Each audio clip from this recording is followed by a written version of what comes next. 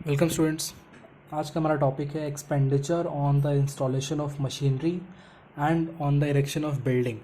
तो बेसिकली जब भी आप कोई एसेट खरीदो, जैसे आप बिल्डिंग खरीदो, मशीनरी खरीदो, ठीक है, उस टाइम होने वाले जो एक्सपेंडिचर्स हैं उनका हम क्या ट्रीटमेंट करते हैं। जैसे आप जाहिर सी बात है मशीनरी खरीदोगे, आपको क्या करना पड़ेगा, उसे इंस्टॉल करना पड़ेगा, ठीक है।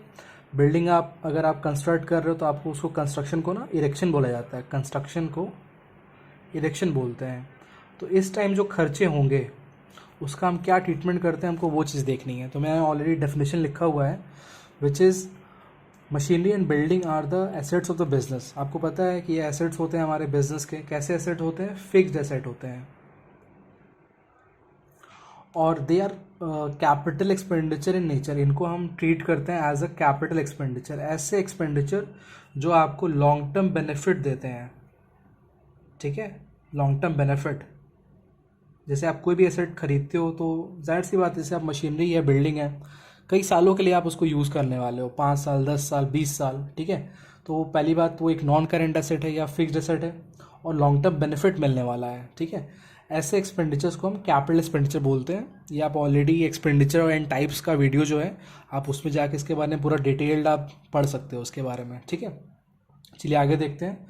फिर लिखा हुआ है कि hence any expenses incurred on the carriage and installation of machinery. Machinery का जब आप कैरेज होगा, कैरेज समझते हो आप, किराया, ठीक है, आपको फेयर देना पड़ेगा। जहाँ से आप शॉप से, गोडाउन से, जहाँ से भी आप परचेज कर रहे हो, उसका कैरेज पे करना पड़ेगा आपको। इंस्टॉल करना पड़ेगा, उस टाइम आपको देनी पड़ती है फ्रेट। फ्रेट आपको होता है रेलवे का, जो रेलवे वैन्स होती हैं, ठीक है, उनको जो फेयर चार्जेस देते हो, रेलवे फेयर चार्जेस, उनको हम उसको हम फ्रेट बोलते हैं, ठीक है, रेलवे फ्रेट चार्जेस। या फिर ट्रांजिट, ट्रांजिट का मतलब मूवमेंट एक्सपेंसेस, ट्रक का, टेम्पो का, इस सब का जो चार्जेस होगा। या फिर आप जाहिर सी बात है, आप किसी को, बंदे को बुलाओगे, इंजीनियर होगा, उसको आपको वेजेस पे करने पड़ेंगे इंस्टॉलेशन के। तो ये सब जो भी खर्चे हो रहे हैं, कब? परचेज के टाइम पे, एसेट के खरीदते टाइम। तो इन सारे खर्चों को भी हम कैपिटल एक्सपेंडिचर मानेंगे, और हम क्या करेंगे, इनको इंक्लूड कर देंगे आपकी कॉस्ट ऑफ द एसेट में। एसेट की कॉस्ट में इसको इंक्लूड कर दिया जाएगा। जैसे कि मान लीजिए फॉर एग्जांपल, ऑलरेडी मैंने यहाँ पे स्पेस छोड़ा हुआ है एग्जांपल के लिए। मान लीजिए फॉर एग्जांपल आप एक अभी गर्मी का सीज़न चल रहा है, लेट्स से आप एक एयर कंडीशन बाय करते हो, एसी बाय करते हो, ठीक है। लेट्स से इस एसी की प्राइस है आपकी 50,000। तो एसी तो आपके फ़ोन जैसा तो है नहीं, आप उसको लेकर के आए और आपने उसको यूज़ करना शुरू कर दिया। अब एसी है, एयर कंडीशनर, इसको क्या करना पड़ेगा, आपको इंस्टॉल करना पड़ेगा। तो इस एसी का 50,000 का कॉस्ट हो गया, प्लस इसमें जुड़ जाएगा आपका कॉस्ट ऑफ इंस्टॉलेशन, ठीक है। कॉस्ट ऑफ इंस्टॉलेशन, मान लीजिए फॉर एग्जांपल कोई इंजीनियर आया, उसको आपने 8,000 रुपये पे किए, ठीक है। तो अब कॉस्ट बढ़ कर क्या हो गई, 58,000 हो गई। लेट्स से फॉर एग्जांपल हमने इसको एक शॉप से कैरी किया था। अब फ़ोन जैसा छोटी चीज़ तो है नहीं, आपको एक बड़ी होती है, हैवी होती है, आपको वैन चाहिए होगा, टेम्पो चाहिए होगा जिसमें आप उसको कैरी करो। लेट्स से आपने उसके लिए कैरेज पे किया, लेट्स से ये अमाउंट हुई आपकी 2,000। तो आपका जो एसी का कॉस्ट बनेगा वो 60,000 होगा, ना कि 50,000। 50,000 को हम अपना इस एसेट का कॉस्ट नहीं मानेंगे, हम क्या मानेंगे, उसका जो टोटल प्राइस आप पे कर रहे हो, हम उसको एज अ टोटल कॉस्ट मानते हैं। जब आप इसको परचेज करोगे, इसकी एंट्री पास होगी आपकी ऑफिस इक्विपमेंट की कैटेगरी में आता है। ये एसेट है आपका, ऑफिस इक्विपमेंट अकाउंट डेबिट, और अगर हमने चेक से पेमेंट की होगी तो एंट्री बन जाएगी office equipment account debit to bank account 60,000, ठीक है। तो आपने देखा हमने क्या किया, हमने इन सारे खर्चों को, हमने इंस्टॉलेशन के जो चार्जेस थे, कैरेज थे, हमने इनके लिए कोई अलग से अकाउंट ओपन नहीं किया, ठीक है। क्यों? क्योंकि इसके बिना, इन खर्चों को किए बिना आप इस एसेट को यूज़ नहीं कर सकते थे। तो हमने माना कि ये भी कॉस्ट का पार्ट है। और ये पूरी ऑफिस जो आपको एसी पड़ी, ऑफिस इक्विपमेंट पड़ा, कितने पड़ा आपको? 60,000 का, ना कि 50,000 का। आई होप कि आपको ये चीज़ क्लियर होगी, टॉपिक क्लियर होगा। तो जब भी आप एसेट खरीदते हो, कोई फिक्स एसेट, एंड उस टाइम जो भी खर्चे होते हैं हम सब उसकी कॉस्ट में ऐड अप कर देते हैं, ठीक है। अब इसी टॉपिक से रिलेटेड कुछ एक दो पॉइंट्स और हैं, उनको भी डिस्कस कर लेते हैं। जैसे कि पहला है लिखा हुआ है मैंने already, how ever expenses incurred during the purchase of goods is not included in the purchase price and is recorded separately. हाँ, अगर अगर आप क्या खरीद रहे हो, आप परचेज कर रहे हो, क्या गुड्स खरीद रहे हो, उस टाइम भी आप लेट से आपने कैरेज पे किया, मान लो फॉर एग्जांपल आप परचेज किया आपने गुड्स, परचेज ऑफ गुड्स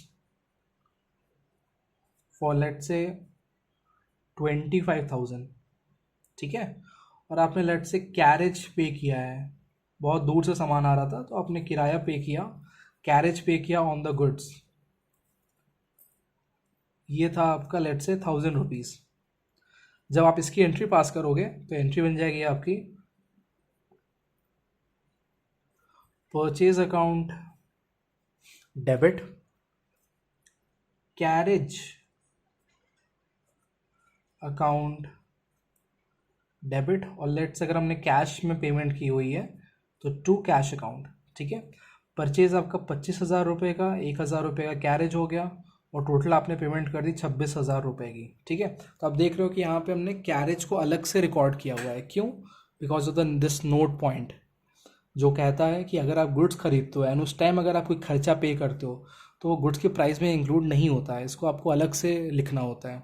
इसलिए हमने परचेज अलग लिखा, कैरेज को अलग से रिकॉर्ड किया और टोटल अमाउंट कैश में पुट कर दी, ठीक है।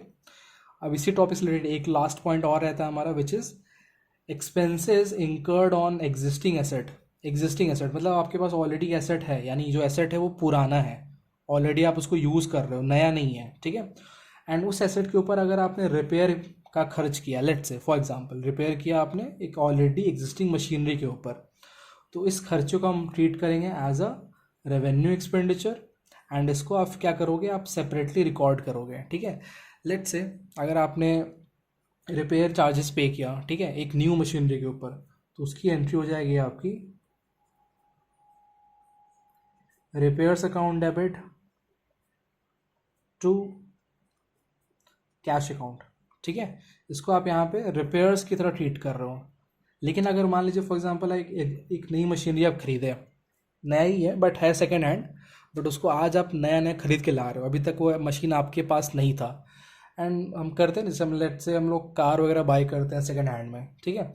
तो अगर उस कार में लेट से उसका म्यूज़िक सिस्टम अच्छा नहीं था तो आपने म्यूज़िक सिस्टम चेंज किया, एक नया इंस्टॉल करवाया, ठीक है, लेट से सोनी का लगवा दिया, तो उस टाइम अगर आप ये जो खर्चा पे कर रहे हो इस सेकेंड हैंड मशीन के ऊपर, उस टाइम हम क्या करेंगे, हम लिखेंगे इसमें अकाउंट में एंट्री बन जाएगी आपकी मोटर व्हीकल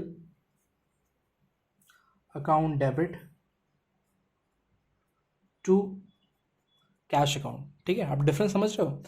ये जो मशीन है ये ऑलरेडी एग्जिस्टिंग मशीन थी, ये न्यू मशीन है, एंड अगर न्यू मशीन के ऊपर आप कोई भी खर्च करो, ठीक है, एक न्यू मशीन के ऊपर आप कोई भी खर्चा करो, हम उसको कैपिटल एक्सपेंडिचर मानेंगे, हम उसको एसेट का पार्ट मानेंगे। आप उसको लिए अलग से रिपेयर अकाउंट ओपन नहीं करोगे। रिपेयर किसके लिए? एग्जिस्टिंग मशीनरी के लिए।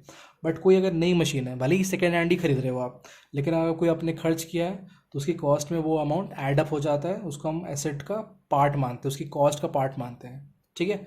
तो स्टूडेंट्स, आई होप कि आपको ये टॉपिक समझ में आया होगा, एंड इसके रिगार्डिंग जो भी क्वेश्चंस हैं हम वो आगे नेक्स्ट वीडियोस में आपको करके मैं दिखाऊंगा, ठीक है। तो अगर कोई भी डाउट्स है तो आप कमेंट से पुट कर सकते हो, ठीक है। Thank you students.